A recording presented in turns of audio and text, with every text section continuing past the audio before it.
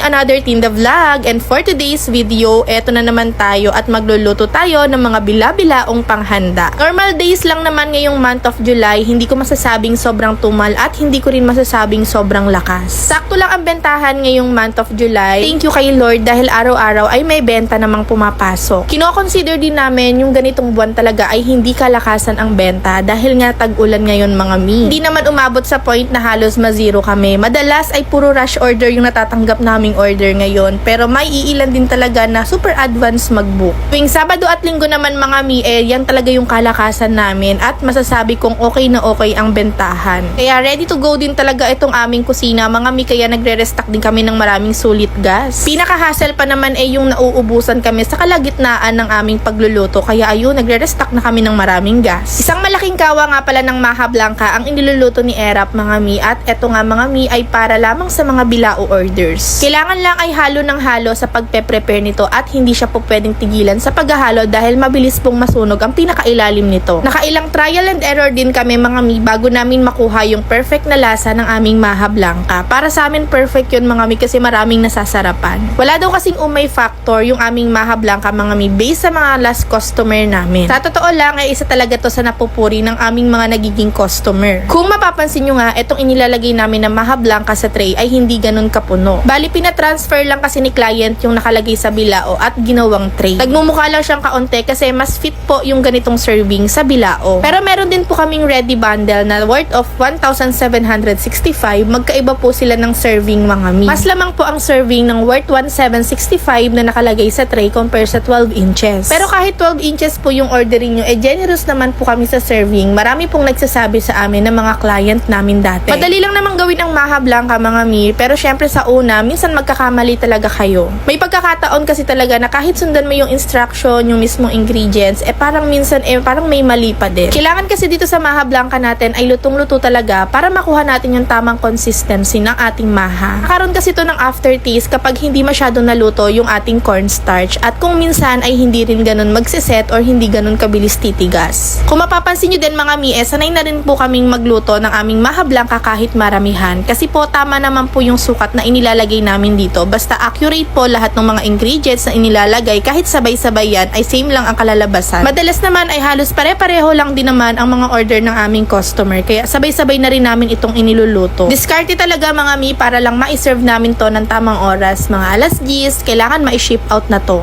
Isa rin talaga sa napupuri sa aming paninda mga mi ay etong aming puto cheese. Saktong-sakto lang din kasi yung timpla namin dito, hindi ganun katabang at hindi rin ganun katamis. Tapos nababalansi pa siya kasi malalaki yung keso na inilalagay namin. Marami nagtatanong kung magkano daw ibinebenta yung mga ganitong klase ng puto. Bali, ang pagko-costing naman mga mi ay depende sa magagastos ninyo. Katulad nung sa amin mga mi, ang mga gamit namin na brand ay medyo may kamahalan din talaga. Para sa akin mga mi, kapag yung talaga yung gamit namin na all-purpose flour mga mi, maganda yung kinalalabasan ng aming puto. Kung gusto nyo naman makatipid sa ingredients mga mi, pwede nyo gamitin yung sa palengke. Yun nga lang di ako sure kung same lang din ba ng quality. Day 1 kasi mga mi, Magnolia talaga yung gamit-gamit namin na all-purpose flour. Kaya wala talaga akong idea mga mi kung ano yung quality kapag ginamit naman natin yung flour sa palengke. Sa cheese naman mga mi, daily queso yung gamit namin para kasi sa amin ito yung pinaka-perfect mag-melt, masyadong nalulusaw at hindi rin masyadong nagbibitak-bitak. Tamang sukat lamang din ng baking powder mga mi para hindi pumutok ang inyong mga puto cheese. At saka sabi daw nila mga mi kapag nasobrahan tayo sa baking powder baka pumait yung puto. Dito naman mga mi, ipine-prepare na ni Ate Lala yung aming tinapa flakes para sa aming pansit malabon. Mahal po ang kilo ng tinapa flakes kaya bumibili na po kami ng maramihan para magkaroon po kami ng discount. At para hindi masira ang tinapa flakes, sinasangag muna namin ito.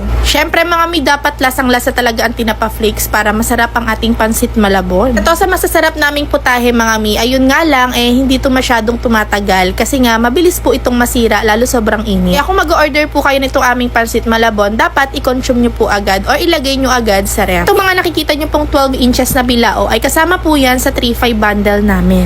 Try nyo rin mga mi dahil sulit na sulit ang 3-5 bundle namin. Siyam na putahe na for only 3,500 pesos.